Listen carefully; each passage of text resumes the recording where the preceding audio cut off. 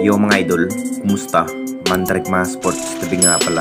Ating pag-usapan, Barangay Nibra, CJ Perez, trade, bala kunin ng Barangay Nibra at Elite Tenorio, magre-retiro pa nga ba bilang guard ng Barangay Nibra. Pero bago na nga yan, kung bago pa lang sa aking channel, huwag mong kalimutan mag-subscribe at click ang notification bell para like kang updated sa ating latest upload pa natin.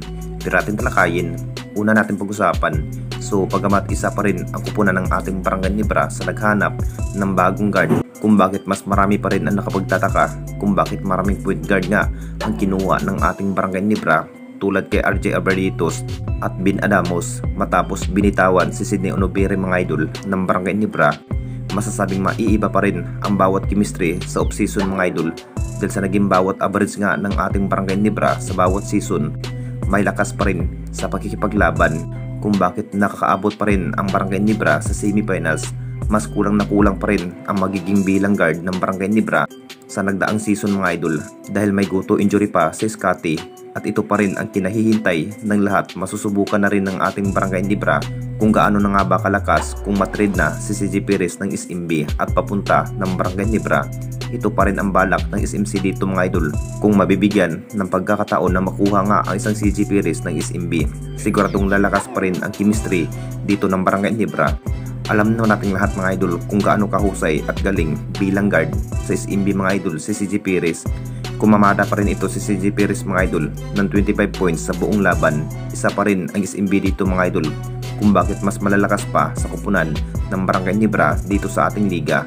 Kung makapagdesisyon na rin ng SMC dito mga idol tungkol nga kay CJ Perez at hindi na rin magdadalawang isip si CJ Perez mga idol na mapupunta sa kamay ng Barangay Nibra sa off-season. At dito na naman tayo sa isa pa nating balita, Elite Tenorio, magre-retiro pa nga ba sa kamay ng Barangay Nibra?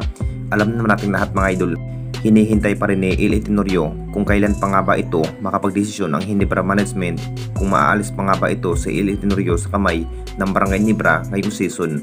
Ang plano sana ng ating Barangay Nibra kung bakit mas maraming batang guard nga ang kinuha dahil may edad na rin si Elite Tenorio mga idol bilang guard, magre-retiro pa nga ba ito sa kupunan ng Barangay Nibra. Talagang maraming magiging bilang guard nga ang ibabandera ni Coach Tim sa kupunan ng Barangay Nibra tulad nga kay Ralph Ko. Masasabing kabisado na rin ni Ralph Ko ang magiging role sa kupunan ng Barangay Nibra. Nakita naman nating lahat mga idol kung gaano katiwala si Coach Tim ang isang Ralph Ko ng Barangay Nibra. Mabibigyan pa rin ito ng mahabang playing time. Masasabing plano na rin ng Ginebra dito mga idol kung sakaling magre-retiro si Elite Tenorio mga idol. Talagang may magiging bilang guard pa rin ng Barangay Nibra dahil ilang season na rin si Elite Tenorio mga idol. Talagang magre-retiro pa rin ito bilang player ng Barangay Nibra kung makapagdesisyon na rin ang management dito mga idol na maaalis sa lineup at mapapalitan na magiging future guard bilang Elite Tenorio. Anong masasabi ninyo mga idol tungkol sa ating video?